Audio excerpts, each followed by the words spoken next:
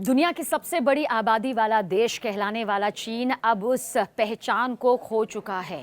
जी हाँ, भारत इससे आगे निकल चुका है और चीन पीछे। लेकिन ये सिर्फ एक नंबर की कहानी नहीं है, इसके पीछे एक बहुत बड़ी हकीकत और एक भविष्य की ऐसी तस्वीर है जिसे आज इस वीडियो के जरिए हम तफसील से आपको समझाएंगे। देखिए, ये कहानी है बदलती सोच की, बढ़ते खर्च की और उस नीति की जिसका असर आज दशकों बाद सामने आ रहा है।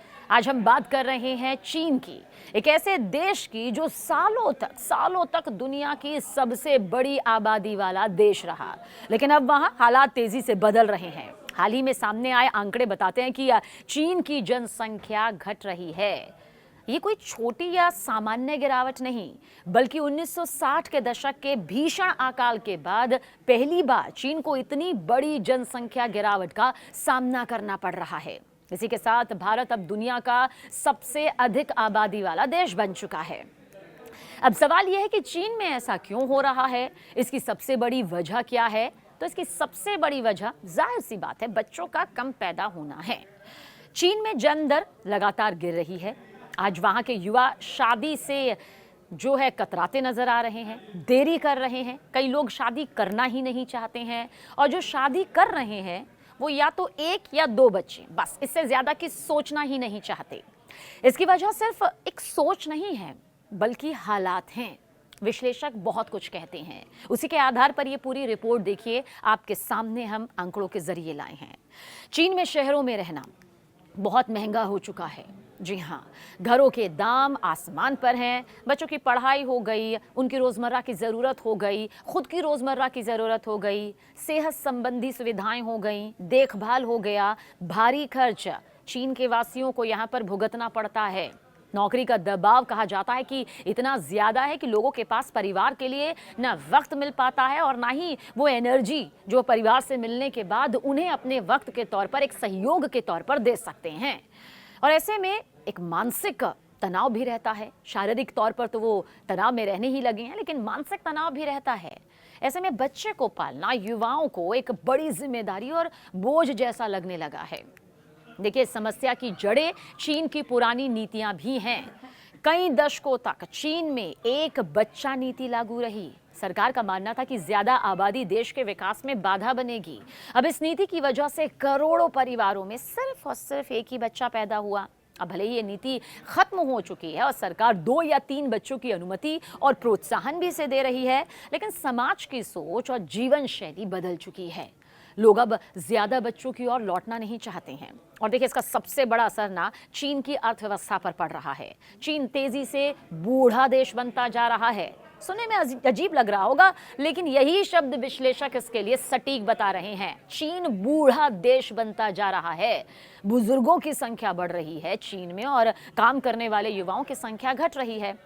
अब इसका मतलब ये है कि फैक्ट्रियों, कंपनियों और बाजारों में काम करने वाले लोग कम हो रहे हैं। जिस मेहनती और सस्ती श्रम शक्ति ने चीन को दुनिया की फैक्ट्री में नंबर 1 बनाया था, वही ताकत देखिए किस तरह से कमजोर पड़ रही है। जब काम करने वाले कम होंगे तो जाहिर सी बात है उत्पादन भी कम होगा। जब उत्पादन कम है तो जाहिर सी बात है आर्थिक रफ्तार भी धीमी पड़ेगी और इसके साथ ही सरकार पर बोझ बढ़ना भी लाजमी है, जो बढ़ भी रहा है, क्योंकि बुजुर्गों की पेंशन, इलाज, सामाजिक सुरक्षा पर खर्च भी तेजी से आ रहा है। यानी कि कम लोग टैक्स देंगे, ज्यादा लोगों पर खर्च करना पड़ेगा। अब यहीं पर भारत से तुलना सामने आती है।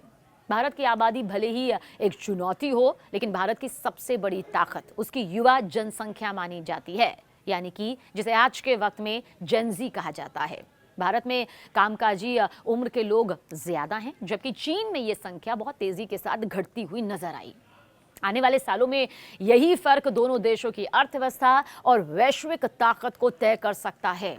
चीन की सरकार इस खतरे को समझ रही है। शादी और बच्चों को बढ़ावा देने के लिए कई कदम उठाए जा रहे हैं। कहीं टैक्स में छूट दी जा रही है, तो कहीं बच्चों की पढ़ाई और देखभाल पर सब्सिडी, तो कहीं महिलाओं के लिए मैटरनिटी सुविधाएं भी बढ़ाई जा रही हैं। लेकिन असली सवाल यह है कि क्या इससे लोगों का मन बदलेगा? क्योंकि समस्या सिर्फ पैसे की नहीं है, बल्कि जीवन शैली और सोच की भी सामने आ रही है। आज चीन उस दौर में पहुंच गया है जहां कभी उसे ज्यादा आबादी का खौफ था और आज वही देश कम आबादी से डर रहा है। बच्चों की कमी अब सिर्फ सामाजिक मुद्दा नहीं है, बल्कि चीन की अर्थव्यवस्था, उसकी विकास दर और उसकी वैश्विक ताकत के लिए बहुत बड़ा खतरा बन चुकी है। देखिए, बुजुर्गों की बढ़ती संख्या, अनुमान है कि 2034 तक चीन की लगभग 30% आबादी 60 साल या फिर उससे ज्यादा उम्र की होगी। आर्थिक विकास पर चोट, श्रमिकों की कमी की वजह से मजदूरी बढ़ेगी, जिससे चीन में बनने वाले सामान और ज्यादा महंगे हो जाएंगे, जिसका असर चीन की प्रतिस्पर्धात्मक क्षमता पर पड़ेगा और अमेरिका से आगे निकलने की जो उसकी संभावनाएं हैं वो भी जाहिर सी बात है कम हो सकती हैं। पेंशन और हाउसिंग संकट, देखिए, पेंशन यानी कि कामकाजी युवाओं की संख्या चीन में घट रही है और उसका सीधा मतलब यह है कि रिटायर हो रहे बुजुर्गों की पेंशन के लिए सरकार के पास कम संसाधन उपलब्ध होंगे।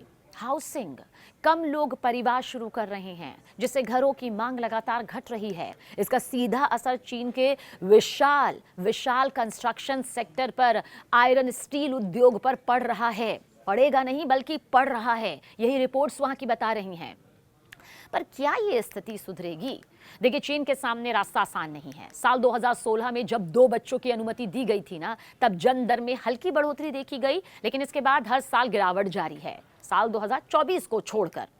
अब देखिए, जापान और दक्षिण कोरिया जैसे विकसित देशों का अनुभव बताता है कि जब एक बार समाज की सोच बदल जाती है ना और जिंदगी की शैली बदल जाती है, तो लागत यहां पर बढ़ जाती है। नगद प्रोत्साहन या सब्सिडी देकर जन्म दर बढ़ाना लगभग असंभव हो जाता है। चीन अब बूढ़ा होने से पहले अमीर बनने की दौड़ में पिछड़ता हुआ दिखाई दे रहा है। तो कुल मिलाकर चीन की ये कहानी हमें ये समझाती है कि जनसंख्या सिर्फ संख्या नहीं होती, सही उम्र, सही संतुलन और सही नीतियां ही किसी देश की असली ताकत बनती है। और यही वजह है कि चीन की घटती आबादी आज पूरी दुनिया के लिए एक अहम संकेत बन गई है। तो सवाल सिर्फ चीन की घटती आबादी का नहीं, सवाल भविष्य की दिशा का भी है। एक समय था जब चीन को डर था कि उसकी आबादी बहुत ज्यादा है, और आज वही देश इस चिंता में है कि बच्चे कम क्यों हो रहे हैं। अब ये बदलाव बताता है कि नीतियों के फैसले तुरंत नहीं बल्कि दशकों बाद असर दिखाते हैं। चीन के लिए चुनौती सिर्फ सामाजिक नहीं बल्कि आर्थिक और रणनीतिक भी है। कम युवा, कम कामगार, धीमी रफ्तार और बढ़ता बुजुर्ग बोझ, बूढ़ा होता चीन। वहीं दूसरी तरफ भारत जैसे देश अपनी युवा आबादी को अवसर में बदलने की कोशिश कर रहे हैं। ये कहानी हमें एक सीख भी देती है, जनसंख्या ना बोझ है ना वरदान, असल मुद्दा है संतुलन का। जहां बच्चे पैदा हों लेकिन उन्हें भविष्य देने की तैयारी भी हो, जहां युवा हो लेकिन उनके लिए नौकरी, शिक्षा और सुरक्षा भी हो। आज चीन जिस मोड़ पर खड़ा है ना, वो पूरी दुनिया के लिए एक चेतावनी है, क्योंकि जनसंख्या का ग्राफ सिर्फ आंकड़े नहीं दिखाता, वो किसी देश का आने वाला कल भी तय करता है। इसी सवाल के साथ आज का ये एक्सप्लेनर हम यहीं खत्म करते हैं कि क्या देश समय रहते आने वाले कल को समझ पा रहे हैं।